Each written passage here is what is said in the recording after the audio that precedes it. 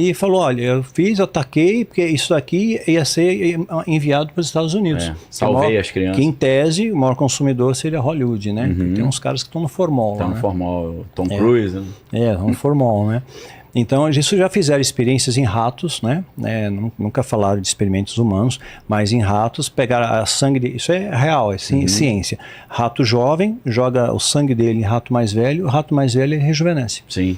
Né? Ou se ele tem uma doença incurável, aquela doença fica Agora, curada. até aquela uma atriz que não é tão famosa, Jessica Biel, ela tá falando abertamente que ela bebe sangue pra rejuvenescer. Isso é facinho de se achar aí no...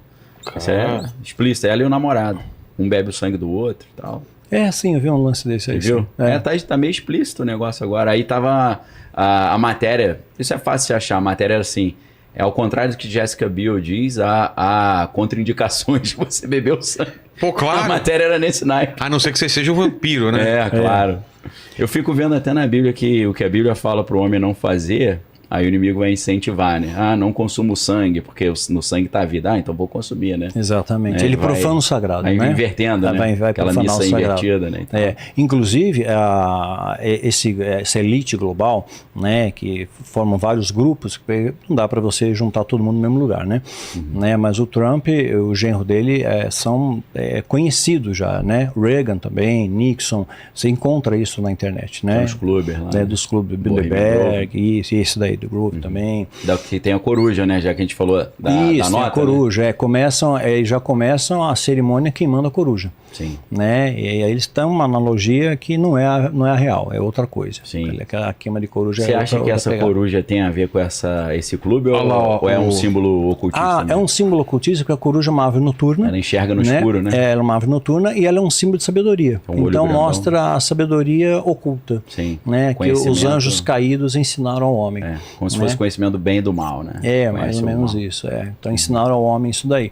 E eles acreditam que eles são meio Hitler, sabe? Eles acreditam que eles fazem parte de uma linhagem, né? Uma genealogia. Uma genealogia que vem lá de Caim. Então, Caim mata Abel, né? Primeiro assassinato da história, ele teve depois filhos e filhas. Tubal Caim. Aí as filhas de Caim, segundo, né, a alta magia, as filhas de Caim, anjos cobiçaram. Né? Segundo o livro de Enoque é mais específico, ele tirou da Bíblia, né? Então foi considerado apócrifo, né? Mas é bem legal, Enoque, é a versão etíope, que é a melhor. E fala que um tal de Azazel dominava, era o chefe dessa legião. Um demônio. Tem na Marvel, né, o Azazel lá no... Tá ligado? Né? Tô ligado. E ele é um demoninho, ele né? pegou, liderou 200 anjos caídos. Esses vigilantes, né, que eles chamam os Watchers, Isso mesmo, os vigilantes, que eram poderosos tal, e eles cobiçaram a filha dos homens, né, e tem uma distinção muito clara, filha de Deus, filha dos homens tal, a gente vê muito claro essa distinção. E nasceram gigantes. Nasceram seres híbridos, né? Nos Néfilins, né? Então eles acreditam que tem uma linhagem, esses Néfilins. Então, naquela época, além de serem grandes, fortes, eram muito inteligentes, estavam construindo a Torre de Babel. Quer dizer, eu só fico imaginando a cena. É a única vez que você vê na Bíblia, Deus sai lá do trono, vem vir na terra, o que vocês estão fazendo aqui? Um trabalho. O que vocês estão fazendo aqui? né? Que porcaria é essa que vocês estão fazendo aqui? E né? tem um detalhe, eu queria até ouvir a sua opinião sobre isso, que Deus fala assim, vou interromper isso porque senão não haverá limite para eles. É sinal de que era uma coisa muito poderosa que eles estavam fabricando. Sim. Né? Eles estavam ensinando muita coisa aos homens e até começou a ficar pervertido. Aí Deus fala que vai trazer o dilúvio, né? E encontrou um justo na terra, encontrou Noé. Né? O que hoje eu posso chamar, eu uso essa terminologia, o guardiões. Então, guardiões são aqueles que preservam os valores divinos, sagrados, tal. Não deixa que o amor esfrie, não deixa que os valores sejam corrompidos. Eu procuro passar os remanescentes ali. O remanescente. Aí o que acontece? Né? Eu só confundi, o que eu falei é da Torre de Babel, não do dilúvio. Quando eles constroem a torre depois do dilúvio, aí Deus fala, desçamos e confundamos a língua, ele fala, por quê? Senão não haverá nada impossível para eles. Eu falo, caramba, eles estavam fazendo algo E eles continuaram existindo pós-dilúvio. Aí eles se vangloriam, dizendo, tá vendo? Não conseguiram matar a gente. Sobrevivemos. Sobrevivemos. Só que não foi isso, é porque existe algo chamado precedente bíblico, né? Então uma coisa que aconteceu poderia continuar acontecendo. Não é que eles sobreviveram. E eles também, não é que eles têm o poder de reproduzir, né? Então, acho que eu já falei isso aqui antes, né? Súcubos íncubos, né? Sim. Então ele só transporta a célula germinativa e tal. Inseminação artificial. Isso, uma inseminação artificial, né? E aquela energia, digamos assim, dessas entidades criou esses seres híbridos muito inteligentes, né, muito sábios, e começaram a ensinar para o homem uma série de coisas, segredos de alta magia e tudo mais, conexões, né, inclusive Salomão caiu, era o cara mais sábio, filho de um homem segundo o coração de Deus, Davi, né, tinha uma referência do pai, né, Davi, e é o que acontece, 1 Reis 10:14, ele recebia 666 talentos de ouro todo ano, 666, né, e esse é o número que nós vai ver lá em Apocalipse 13:18, que a gente vai entender o que é o significado, né? Mas ele recebeu lá. E ouro é minério, é sazonal, não é linear. E era todo ano a mesma quantidade, né? Era proposital o número. Proposital. Né? E logo depois ele cai. E interessante que ele pede sabedoria para Deus, e Deus diz que, além da sabedoria, da riqueza, né? E diz que ele vai dar uma sabedoria para ele acima dos egípcios. Está escrito na Bíblia. Então é interessante que a própria Bíblia diz que os egípcios tinham um conhecimento fantástico. Até hoje tem muito mais perguntas. Muitos mistérios aí não resolvidos. Né? Sim, muita coisa não explicado, né? Não só tem pirâmide no mundo inteiro. Quer dizer, quem que ensinou a forma piramidal, povos tão diferentes, tão distantes, sem conexão entre um e outro. Tem até aqui no Brasil, né? Lá na floresta amazônica tem, né?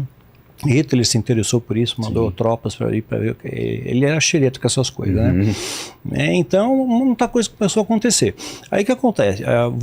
Né, eles vêm dessa linhagem, né? Então eles são uma raça especial. É como se fosse aquela ideia dos merovingios lá no Dan Brown, né? No Código da Vinci. Né? Sim. Uma linhagem de. Eles vêm de uma linhagem. Tem a ver com essa Só ideia. que é uma linhagem profana, né? Então, como não seria o tipo o Priorato de Sião, né? Que supostamente era de Jesus, protege Maria Madalena. Isso, que é uma heresia, né? Mas eles criaram uma linhagem profana, né? Então quem tem essa uma linhagem concorrente, né?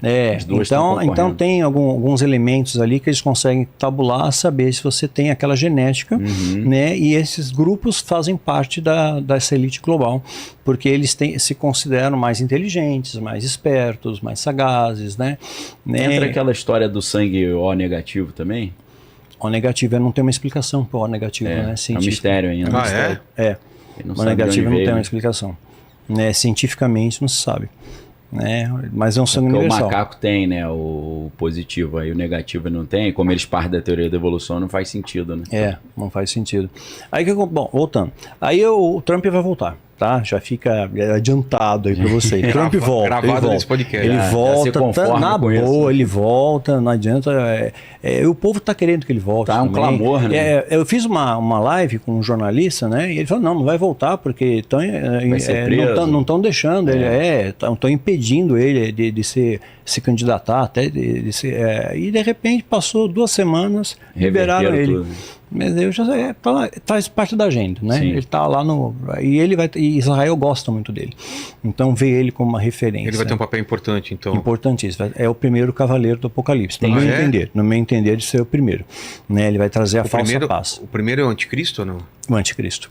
E aí ele vai ter o apoio do falso profeta, que seria uma profecia lá de Apocalipse 17.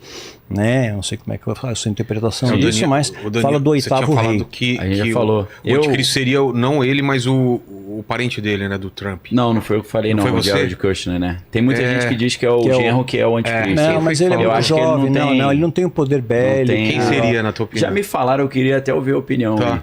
E me falaram que o Trump não poderia ser, ao contrário, porque ele é muito idoso já e ele não é um chifre pequeno, ele já é um chifre grande. Eu falei, mas um dia ele foi um chifre pequeno, agora ele é grande. O que é um chifre pequeno? Porque o Apocalipse fala sobre isso, associa o anticristo a um chifre pequeno que cresce. Como é que você interpreta isso? Vocês já me perguntaram isso. Eu acho que ele cresce em termos de... uma alegoria, cresce em termos de poder. Destaque global. Destaque global. Entendi. Um protagonismo internacional. Exato. Ele criaram órgãos. Quer dizer, você vê que depois da Segunda Guerra, criaram órgãos mundiais para controlar o mundo. Então hoje o que a OMS falar é lei. Né? Falou, está falado. Fundo Monetário Internacional. Falou, né? O Fórum Econômico Mundial, vamos fazer o grande reset? Ok, vamos fazer o grande reset. Porque parece a ideia boa. A Agenda 2030, beleza, 2030, vamos correr atrás do alvo aí. Sim. Né? E dentre o projeto é controlar a produção agrícola, fazer que a gente não coma mais carne bovina, uma